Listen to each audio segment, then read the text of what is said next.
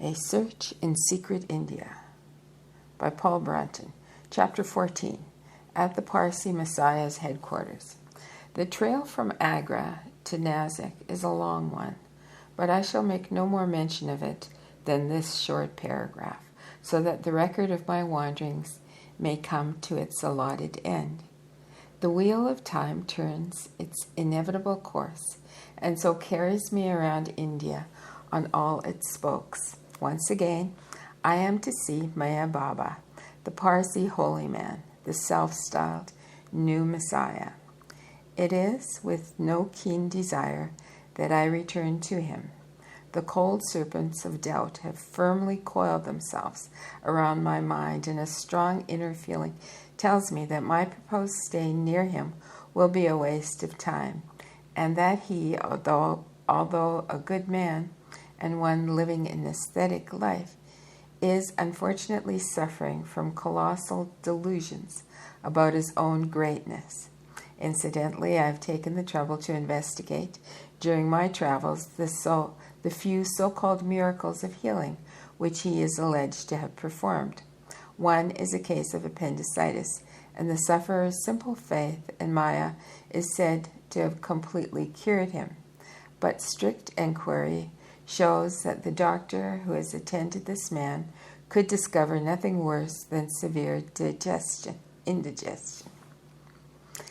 In another case, a nice old gentleman who has been reportedly cured overnight of a whole catalogue of ailments seems to have had little more than a swollen ankle. In short, the marvelous healing power of their master has been grossly exaggerated by his disciples, whose exuberant fervor is understandable enough in a country where fable often runs faster than fact. I do not believe that the Parsi Messiah can keep the extraordinary promises of wonderful experiences which he has made me. But because I have agreed to spend a month near him, I think my pledge is not to be lightly broken. So against every instinct and all judgment, I take the train for Nasik, that he may not accuse me of never having given him the chance to prove his alleged powers.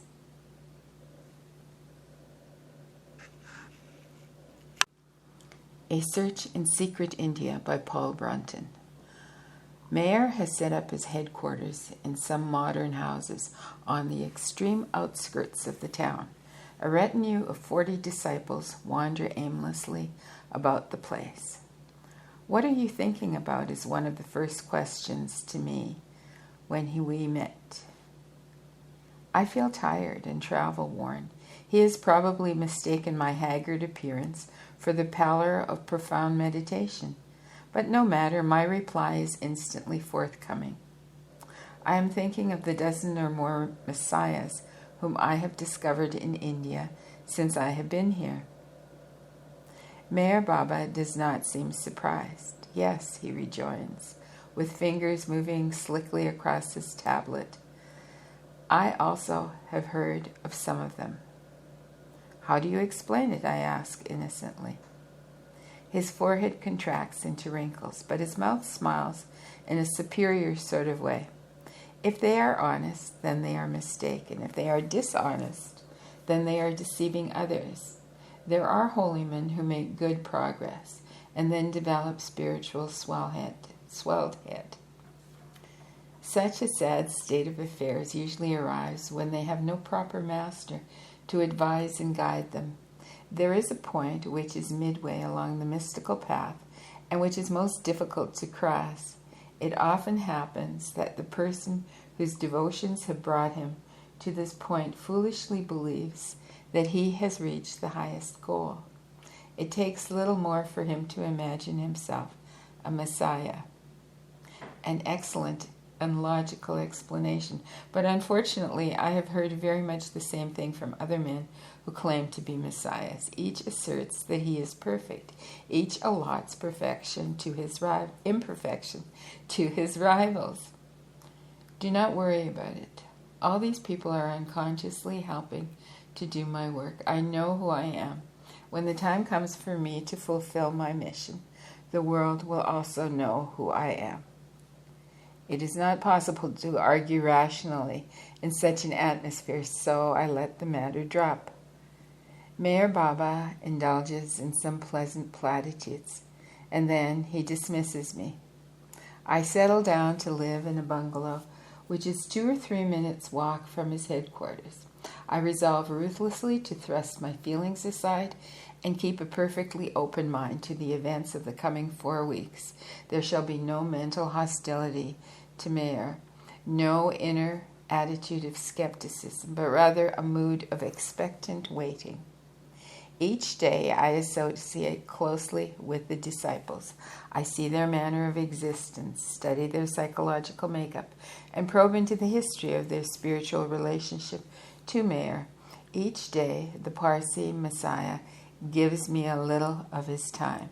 We talk about many things and he answers many questions, but he does not once make any reference to the strange promises which he gave me at Ahmednagar. I resolve to make no attempt to jog his memory, and so the matter seemingly falls into abeyance. One result of the constant rain of questions which I let fall upon him and his disciples, partly out of my journalistic instinct of curiosity, partly out of my sincere desire to find enough facts either to buttress my intuitions of the futility of my visit or to dispose of them altogether, is that he places at my disposal a set of secret diaries, which have been kept by his command for several years. They contain a connected history of the chief events concerning the Messiah and his group of followers, and a record of every important teaching, message, and prophecy which he has verbally given out. These books cover nearly 2,000 pages of closely written manuscript, which is mostly composed in English. The diaries have clearly been compiled in a spirit of blind faith, but I find them to be a valuable searchlight upon Mayer's character and powers. The very honesty of these pages, despite their devoutness in recording matters which might seem trivial to an outsider, excellently serves my purpose, for I view these matters as psychological straws that show in which way his mind is moving. The 2 disciples who have kept these diaries are young men with only a fragmentary experience of life beyond their extremely limited circle, but their very naivete and complete trust in their master have caused them to place on the record things which are really uncomplimentary to him. Why have they recorded that he struck one of his most intimate disciples a stinging blow on the ears during a train journey to Mathura, a blow so severe that the unfortunate follower had to seek medical attention? Why have they recorded the lame excuse of their master, this man who preaches a gospel of divine love, that when a Messiah pretends to show anger towards one of his devotees, the sins of the latter, which are awaiting punishment, are thereby heavily reduced? Why have they recorded the comical incident of the disciple who was lost in quotes, at Arangaon, for whom Mayer set out a search party when he returned after several hours without its quarry? He turned up of his own accord ultimately, and explained that having suffered with insomnia for several nights, he had unexpectedly fallen asleep in a disused building which stood close to Mayer's own abode. The master, who claims to have been taken into the council of the gods and to know the future of all mankind, did not know that his lost disciple was in the next field. I find enough matter, therefore, to feed the doubts which live repressed existences in my own mind. I also find that Mayor Baba is a fallible authority, a man subject to constant changing moods, and an egotist who demands complete enslavement on the part of his brain-stupefied followers. And lastly, I find in these pages that he is a prophet whose predictions are seldom verified. At our first meeting, He prophesied a coming world war, but refused to say when it was going to happen, although he was careful to impress me with the claim that he knows the date. Now, in these diaries, I discover that he has made the same prophecy to his intimate disciples, and that he has made it not once, but several times. On each occasion, he has had to give a different date for the calamitous event, because as each date arrives, no war arrives. One year, when things looked ominous in Asia, he has placed the outbreak in the East. Another year, when they looked dark in Europe, and when he has forgotten his earlier failure, he placed it in the West, and so on. His caution in hesitating to give me a date now becomes comprehensible. I tax one of the more intelligent disciples with this series of unfulfilled predictions, and he candidly admits that most of his master's prophecies are generally wrong. I doubt whether the war will ever take place in an ordinary war, but it will probably happen as an economic war, he concludes naively. Though I turn the last page of these astonishing diaries with a smile, I candidly confess to myself that I have read lofty and soul-elevating discourses in them, and that Meher Baba possesses religious genius. Whatever success he may have will arise from that last quality. But I do not forget one of his sayings recorded somewhere in these pages, that ability in advising others about virtue is no proof of saintliness, nor is it a mark of wisdom. Let me read that last quote again. Ability in advising others about virtue is no proof of saintliness, nor is it a mark of wisdom.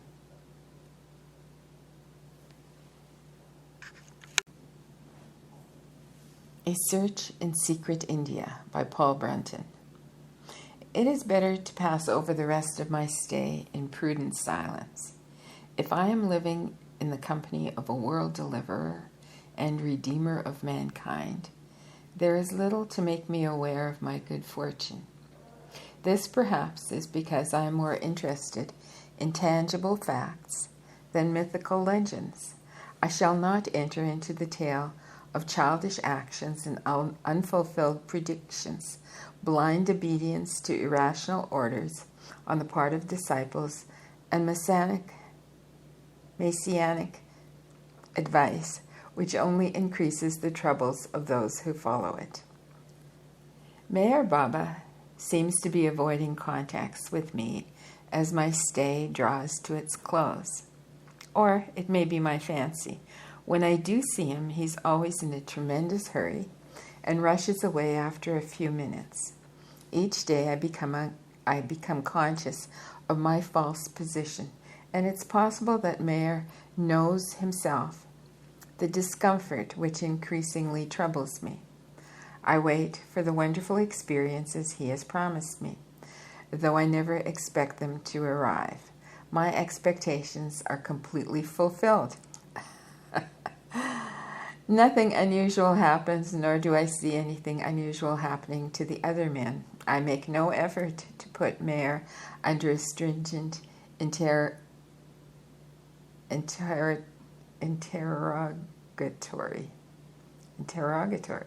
Under a stringent interrogatory. Whoa. Try saying that. Merely because I realize the futility of such a proceeding. Moreover, with the passing of the month, I announce my impending departure, and then tax Meher Baba with his failure to redeem his words. For answer, he lately transfers the date of his promised marvels to a couple of months later, and then dismisses the matter. I may be mistaken, but I fancy an inward nervousness is affecting him, a peculiar impatience with my presence, a condition which I sense rather than see with my eyes. Yet I make no attempt to argue with him, for I see that it's useless to put my straightforward, direct question in unequal combat with his elusive Oriental mind. Even at the last moment of parting, when I bid an amicable adieu and polite farewell forever to Meher Baba, he talks as though there can be no question but that he is a world teacher for whom many are waiting. He even asserts that when he is ready to go to the West one day and spread his work there, he will send for me and I shall have to travel with him. Such is the result of my foolish attempt to take this man at his word. What can one say of soi-disant divine teachers who promise an ecstasy of the spirit but give instead an exasperation of the mind? Is it possible to find any acceptable explanation of Meher Baba's strange career and curious conduct? A superficial estimate of the man may easily dismiss him as a rogue or as a charlatan. This has been done, but does not explain several things in his life and is manifestly unjust. I prefer to accept the opinion of old Judge Khandawala of Bombay, who has known Meher Baba since the latter was a boy, and who told me that this Parsi Messiah was simply an honest but mistaken man. This explanation is good as far as it goes, but for me it does not go far enough. A little analysis of Meher Baba's character will make my theory more comprehensible. I've already mentioned that at our first meeting, I was impressed by the peace and gentleness of his attitude, but observation during my stay at Nasik revealed through everyday incidents that this was the calmness of a weak character and the gentleness of a frail physique. I discovered that he is really an irresolute man, influenced by others and by circumstances. His small pointed chin is eloquent on this point. Moreover, sudden, unaccountable impulses mark his conduct. He is obviously a highly emotional man.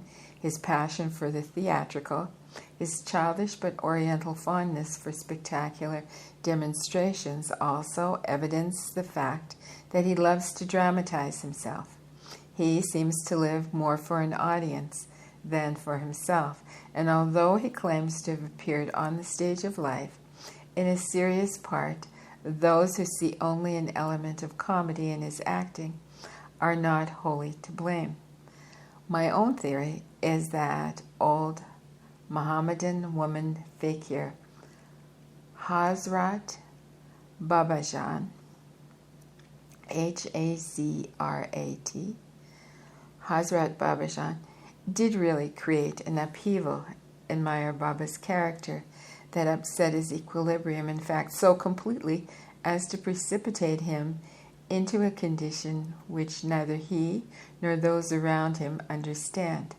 My own experience with the remarkable lady, brief though it was, convinces me that she possessed some strange power sufficient to startle the most hidebound rationalist.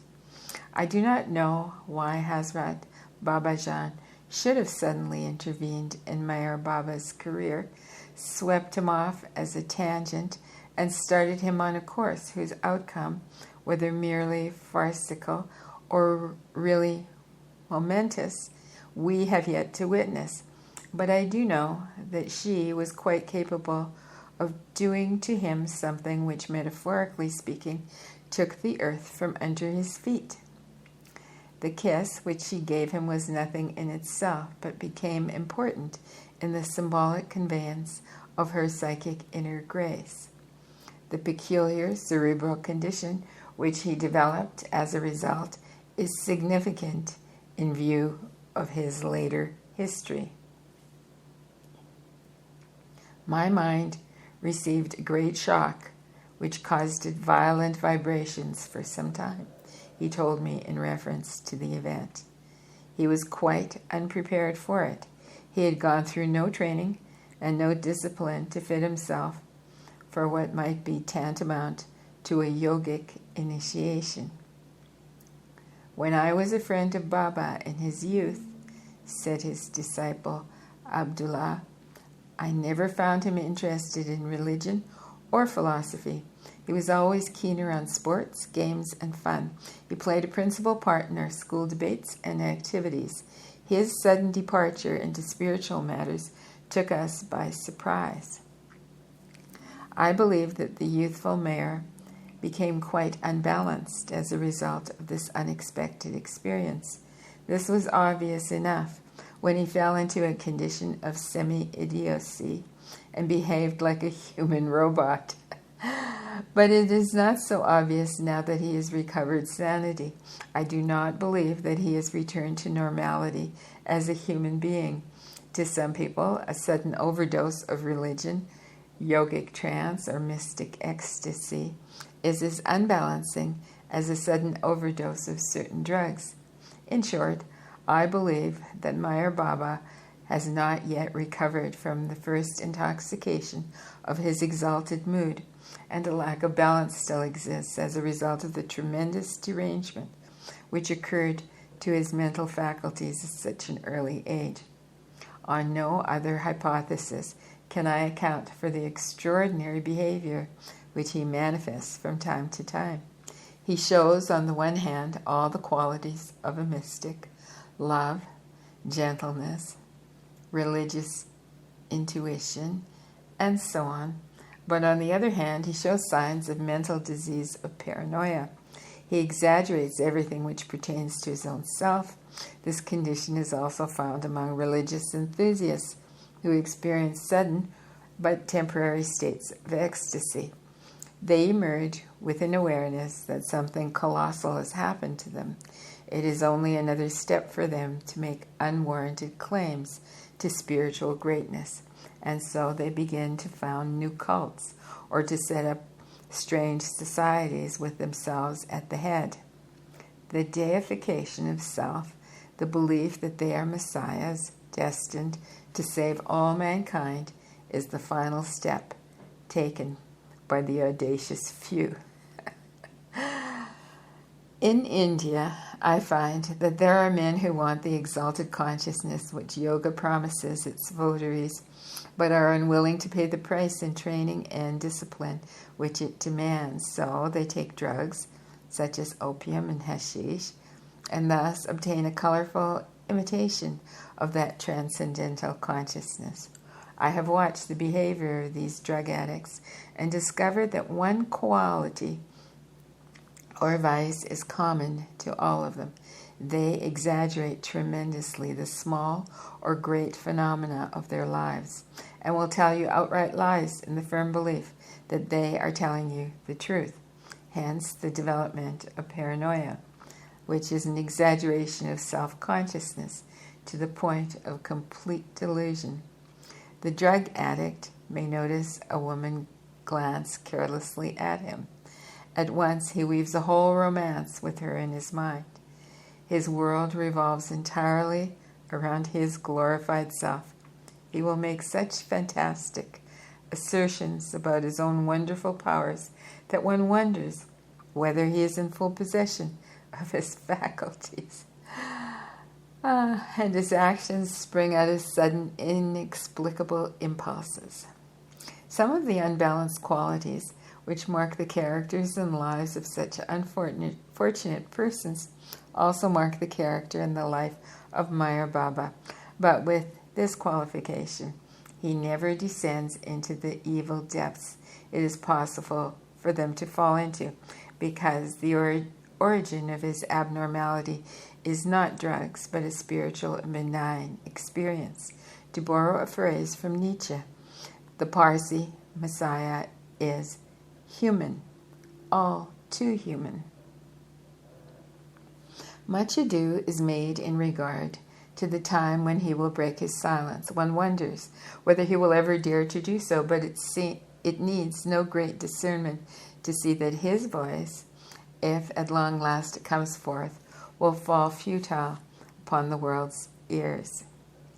Words cannot work miracles. His rash prophecies may or may not be realized. What matters is that the prophet himself has proved unreliable.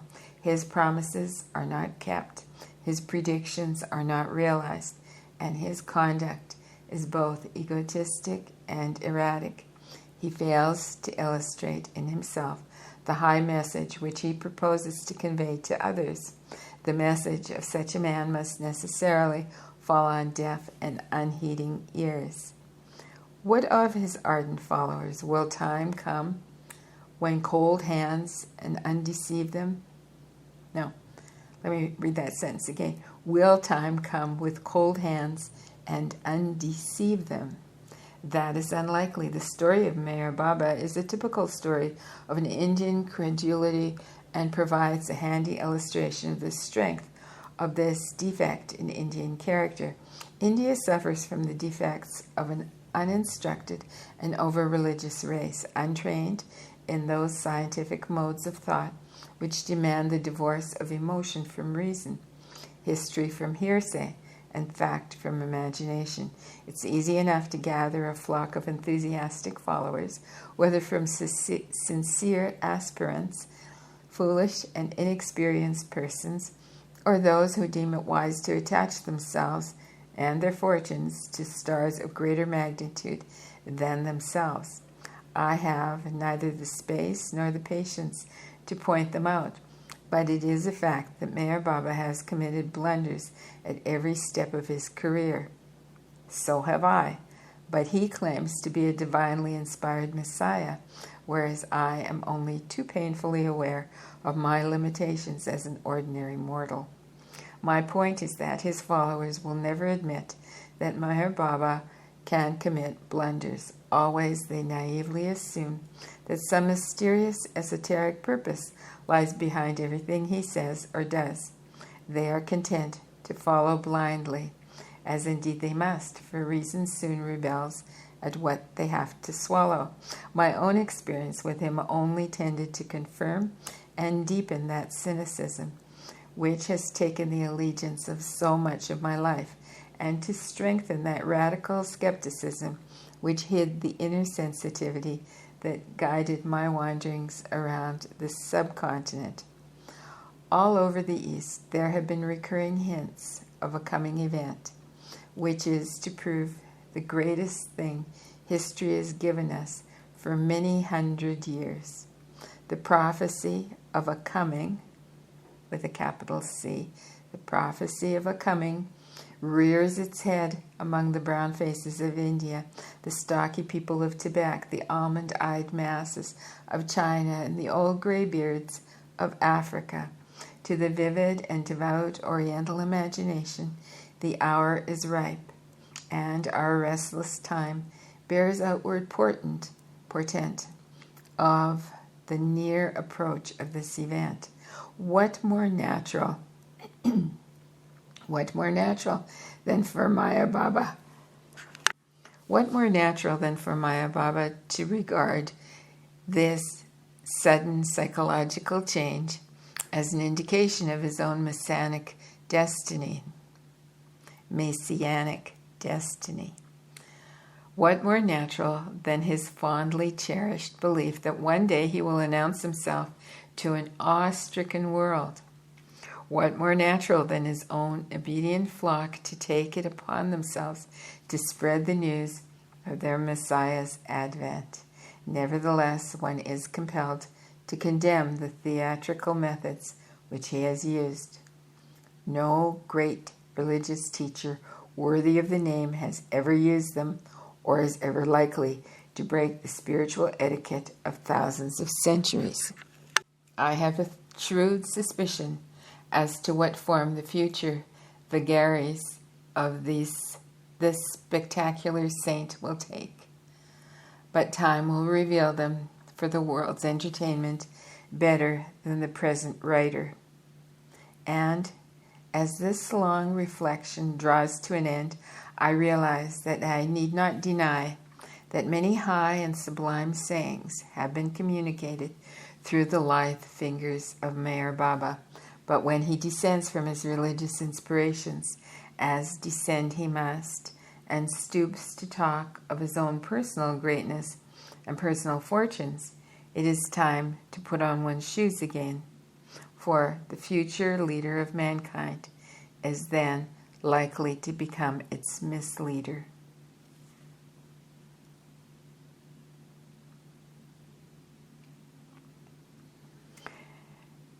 And this is the end of this chapter, and there's a footnote here, and it says, Meher Baba has since appeared in the West, and a Western cult has started to gather around him.